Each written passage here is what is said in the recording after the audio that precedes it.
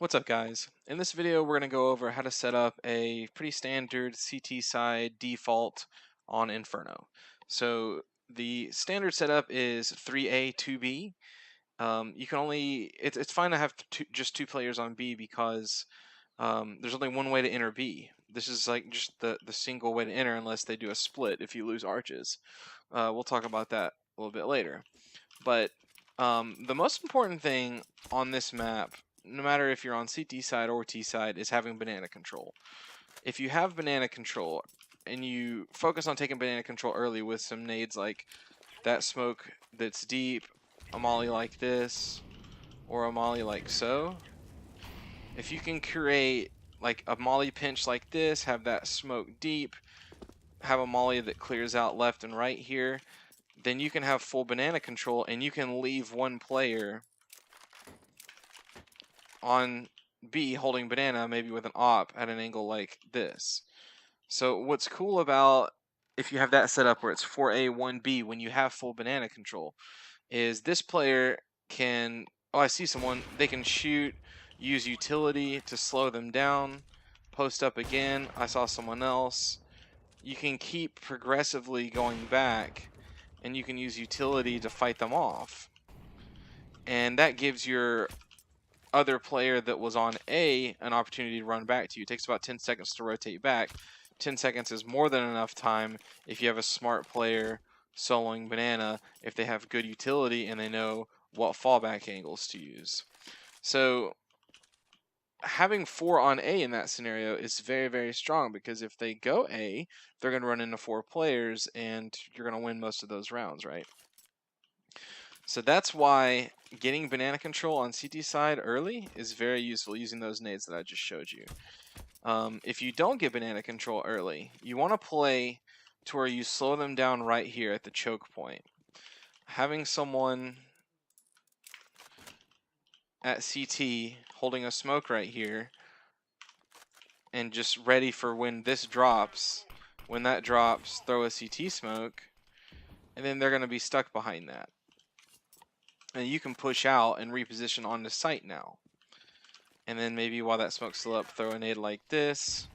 You could also have your teammate set up this flash, and then you could push through that smoke right here, pop, it pops, get a kill, fall back through the smoke, or get information that they're not there.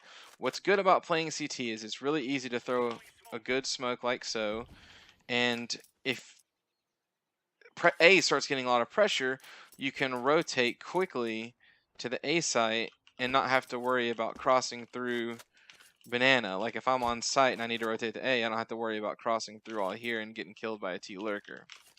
If they do the smoke right here, you could throw a flash off of the tree, push it like so, and reposition maybe here, set up this flash, peek off that, go to new box, play this really strong angle here. If they come up on the site, you can throw that flash, get a quick peek, and then peek off the flash. You can also play in dark as well, and then coffins, obviously. It's really good setup to have a player, have a teammate coffins, and then your other teammate here with the smoke, or here with this flash that I just showed you. Whoops. The reason this is very strong is because you can do some bait and switch plays. Off of coffin player's contact, that guy can throw that flash that I just threw, and they can reposition off that. Maybe when they pop that flash, he throws this molly. There's a lot of different utility combinations and teamwork you can use on the B side. But it's really important to understand that you need to get banana control more rounds than you don't have it. And if you don't have banana control, you want to save your utility and load up this choke point right here with tons of utility, especially when they throw this smoke. This smoke is kind of like your key that I need to counter with some, maybe a flash into there, or a molly. If this is smoked, maybe throw a molly back there. Anything like that. So that's an example of how you can play on B side, just super quick. If we go to A, you need to have a player holding the wrap or holding arches. Very, very important. This player can smoke top mid, early or late. There's a lot of plays that the Archers player can do, but it's very important to understand that if you lose this wrap and they can go arches, then they can hit A from 2 different angles. They can pinch A from lane and up through here, or they can do a B split. So it's very, very important that you don't lose wrap. So just to go over like some ways you could play this, I don't like smoking immediately. I don't like just like, I just spawned, I'm gonna run up and set up and just smoke this. I'm not a fan of that play. You're kind of just giving them all of this ground up through here for free without any challenges. There's some plays you can make from this side of mid from the Archers player that you can make that can either get you advantage, maybe get you a quick kill. Usually the Archers player is the opper as well because there's good op angles to take. You could throw a flash like so that pops off the roof. It's a pretty good pop flash, and you can peek in the middle.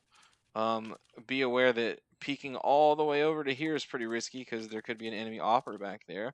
But peeking about right here is usually pretty safe, especially if they go right here because they're going to hit a stop point if they're peeking in Mexico. Boom, right there, and it's going to screw their movement up to where as soon as they hit that stop point, you can pop them and get a kill off that. Now, a play I like doing if I'm opping arches is I spawn early. I get my lane player to play up close with me. He's going to watch to make sure no one pushes this molly. And then I'm going to post up right here and get someone off guard, not expecting an op to be pushed up that far. Another play you can do is throw a molly here pretty early and peek behind it. It gives you a little bit of an advantage because you'll be hidden behind the flames and the smoke. And if your Arch's teammate or your lane teammate throws a flash over, that's a pretty good play for you. But generally speaking, you want to play an angle like so. A little bit. If you have an op, I wouldn't play here because you have no escape. And you're just making sure no one gets top mid for free. You want to challenge them. And if they start pushing you, you can reverse to this angle here, take another shot here. You can take that angle here, and then you can fall back to library. And if you fall back to library without pressure, you could hold an angle like so, or like so. If you have a player, you could get a player to like throw a flash for a teammate and have him peek that while he's holding that area for you. You can peek into this area and look at lane and apartments as well. That's basically what the Archers player's job is. He's got to make sure that wrap is held down. All right, now let's talk about the lane player. So I always tell teams and players that if you're playing lane, the number one thing you want to do is get up here and listen. You want to listen for steps, top mid. You want to hear people breaking glass. You want to hear people running up on the rail. Like, you'll hear this very clearly if you're in that position, and you want to hear if people are doing that because that's really good information for you and your IGL. After you've gotten that information, reposition to a good angle. Now, this is a pretty common angle, but keep in mind it's very easy to throw. That's not supposed to be a smoke. Throw a nade into that spot right there. That was too high. It's just very easy to nade and molly that corner, and then you're in a tough spot. A lot of people prefer to play it like so and look in a boiler because your Archers player, he's got top mid. The other entrance into brackets is boiler, this boiler door right here. And you can jiggle peek this, make some contact, and then safely fall back. Now you can play this angle, but it's pretty risky. Alternatively, you could fall back to here. You could also get in here and look through this angle as well. You could play here. I would not play in pit because your apartments player is probably going to need that angle to fall back onto. The lane player, it's a really strong play to play like back site. This is probably my favorite place to play on site, right up here. There's a lot of things you can do with this pillar right here to close off angles. You can also fight good angles from players coming out of apartments. Go right here. This is a pretty common spot as well. It's a pre-fired spot, but it's a powerful spot if people don't clear it. If they start executing and taking top mid control, you can just right-click a smoke right there on the steps, and that helps you out quite a bit because that gives you some defense. You can throw flashes behind that. You can tell your apartments player to play up close at an angle like this, and then that gives you a lot of freedom to not have to worry about being shot from up here, and you can play angles like so and really punish some players with a nice head glitching angle. But your job is to just put, your main job is to make sure they don't get top mid just for free. You want to make some contact, use utility, make them have to earn top mid. Now, as two CT players, it is not a favorable matchup for like an Opera and one lane player to just try and just hold top mid every round. You're not going to be successful. And it's too important to not lose the arches wrap to keep fighting for that hard. So again, the idea is you want to make them earn top mid, but you don't want to give it for free, and you don't want to fight here for too long. Lastly, you have the apartments. Really, really fun place to play. How I usually play it is I'll jiggle peek right here for anyone that's going to come up right there. And when I see some people, I'll throw this molly and then retreat back, and I'll take a variety of angles.